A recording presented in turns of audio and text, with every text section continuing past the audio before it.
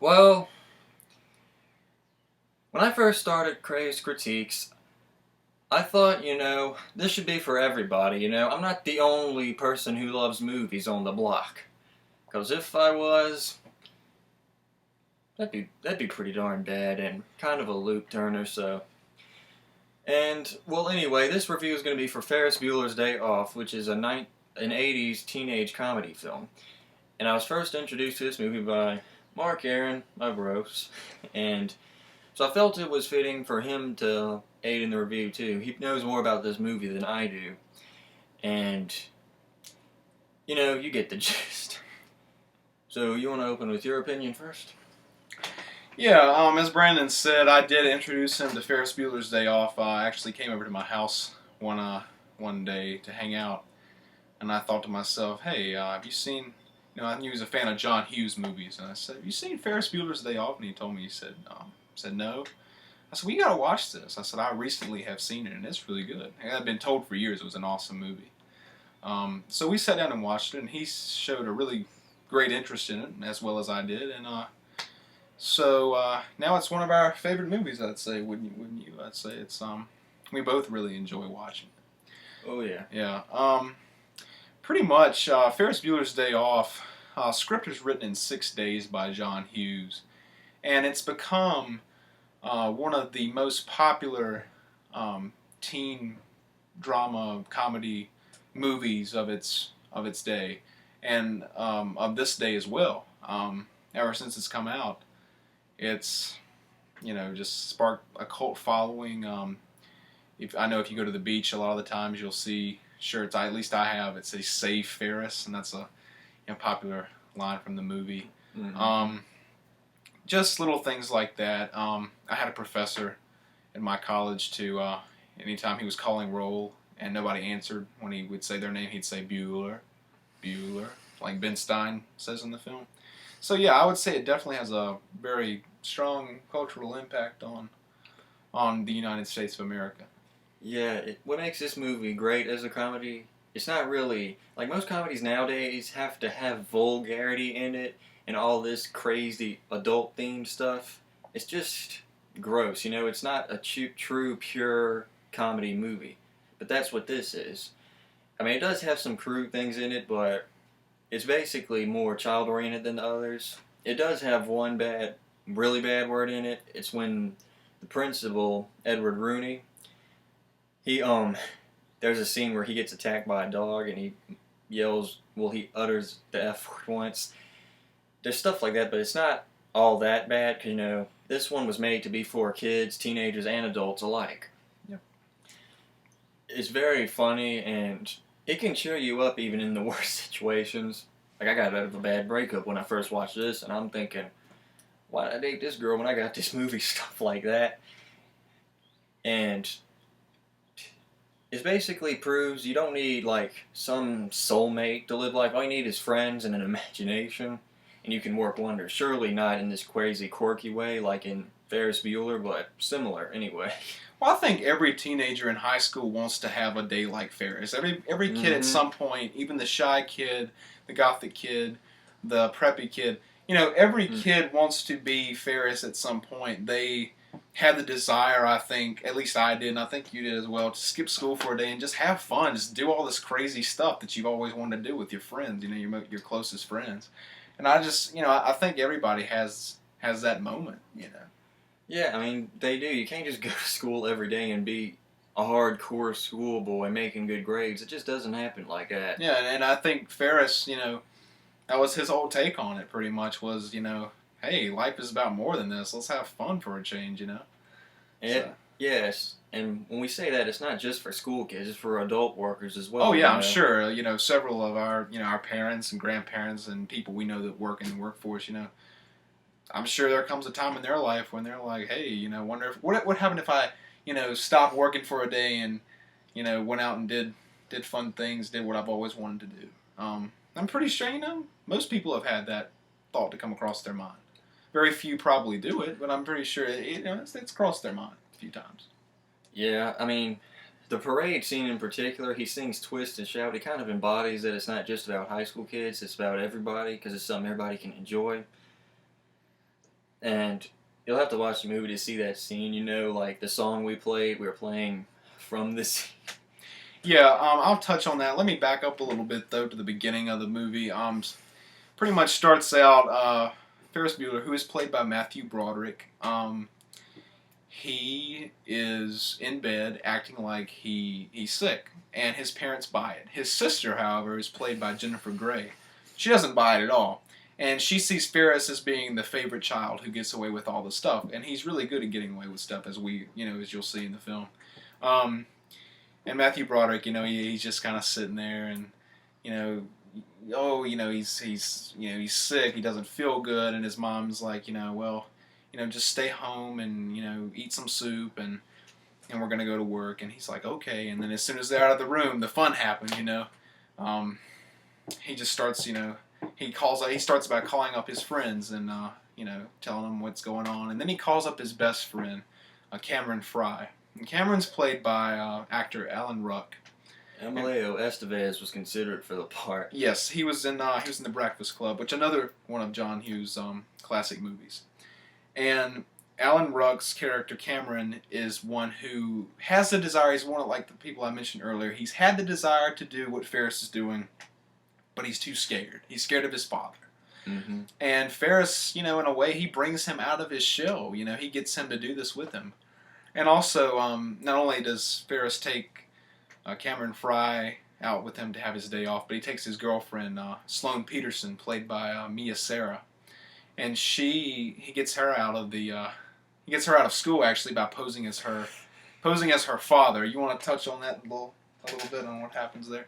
That's kind of my favorite part of the movie, or one of my favorite parts, because it's so darned corny and dumb, and yet when you watch it, you just can't help but roll out laughing. Yeah. Like, this is where the corny stuff originated and stuff.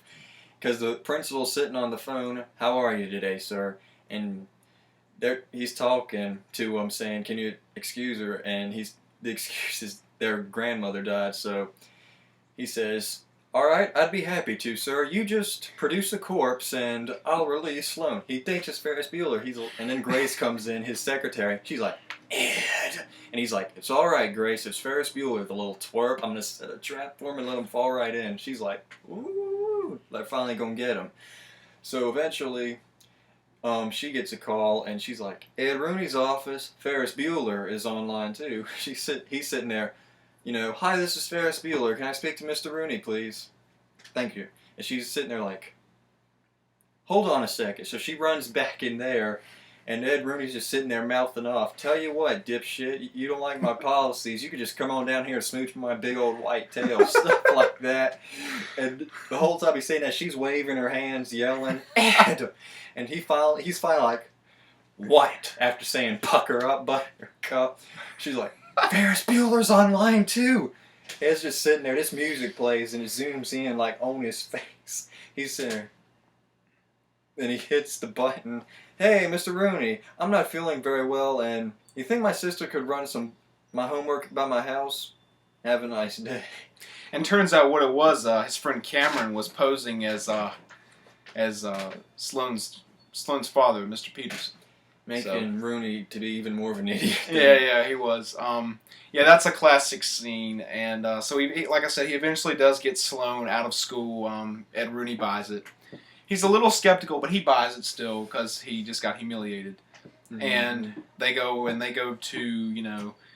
games, they go to baseball games, they go to parades. They they steal Cameron's father's car, his prized car, and he's all paranoid about it, but they do, and they leave it at a valet service. And that's another part I think you liked was the guys that work at the valet service. They played the Star Wars theme as they're coasting in Cameron's father's car. Yeah, they go flying down the road, stuff like that. Yeah, that's a classic scene. And as Brandon mentioned earlier, my favorite scene, his was the whole mix-up with Ed Rooney. My favorite scene has got to be Twist and Shout. Yeah. Classic moment right there. I've always wanted to do that. I always wanted to do what Ferris did and actually be able to pull it off, well. Pretty much what happens is they go to this parade that's being held, The movie takes place in Chicago, so it's a parade that's being held in Chicago. And Ferris turns up missing, and Sloane and Cameron are like, well, where is he? Well, he's singing Donka Shane, which is a popular song from the 50s. He's singing Donka Shane on one of the floats. And they're talking about him as he's doing this. And then all of a sudden you hear Twist and Shout by the Beatles playing. And sure enough, Ferris Bueller is lip syncing to Twist and Shout, and the whole audience of the parade gets involved in it. Mm-hmm. So you got Ferris up there on the float singing. Yep. You got all these people around dancing, flipping. There's a group of people choreographed a dance to it. Even Ferris's father, he hears what's going on in his office and looks out the window, sees what's going on. He even does a little dance himself. I mean, everybody gets into it, and that just goes to show not only just the fun that can be had, but also Ferris's impact on other people, grown people, his own father, and he doesn't even know it. Just awesome scene right there. Yeah, I mean, nowadays we have Leonardo DiCaprio and all these old teenage girly loving heartthrobs, whereas Matthew Broderick, he's like has this pure innocent fun look that everybody secretly craves. After you get rid of all your hormone crap, you realize it's more about just living life and taking a second to get out and just have no worries, and that's why I think Matthew Broderick was one of the most perfect cast in the roles ever, was because he has all those looks. He embodies that, what everybody wants. Like, some people they mentioned would have been good, but Matthew Broderick is Ferris Bueller. He was born to play Ferris Bueller. Definitely. I would definitely say that. Also, in this film, we see the introduction of another star who later became very, very famous with a TV show, 2.5 Men, Mr. Charlie Sheen. You wanna talk a little on Charlie Sheen's performance in this film? Yeah, like Charlie Sheen, when he was young, he could act. I mean, he did Platoon, he did Red Dawn. He was considered for Batman in Tim Burton's Batman film. He had a big thing going for him in his career. I mean, he went downhill nowadays because of his anger. But all actors have their rough spots. And so in this one, he's cast as a prisoner, his future self, basically. Wearing this leather coat in prison because his sister gets sent to prison. Ferris Bueller's sister gets sent to prison for a fake phone call. Well, they believe it's a fake phone call because... To the police. Because Ed Rooney, I forgot to mention, Ed Rooney, he catches more and more on to the fact that Ferris Bueller played a trick over on him, and he actually ends up going to Ferris's house. And actually gets in the house, drugs the dog, the family dog, and gets in the house and spooks Ferris's sister, who calls the police, and they find out it's Ferris's sister, and they know what Ferris is capable of, and they don't believe that it's a burglar, and when really she's telling the truth. Ed Rooney's in her house, and she thinks it's a burglar. And so she gets sent to jail, and that's where she sees Charlie Sheen's character sitting there in the police station, being Charlie Sheen. Yep, to prepare for the role, he had to look like he was on drugs, and even though he already does, he had to get a bit more in character than that. So he went for 48 hours, over 48 hours, without any sleep. Mm-hmm. He did. And an interesting thing about this is Charlie Sheen and Jennifer Grey worked together previously on that movie I mentioned, Red Dawn, which is another coming-of-age film, although a bit more darker in tone. I ain't going to elaborate on that much. But yeah, it's interesting to see them again together, if you've seen that, And like the previous movie, they have better chemistry in this one and all that stuff. Even though, in the previous one, she was all over Patrick Swayze. Yeah, fans will remember Jennifer Grey for her role in Dirty Dancing. Yeah, that too. And this one's just a different take for her than that movie. In that one, she's a innocent girl, swept off her feet by this big macho god-like man.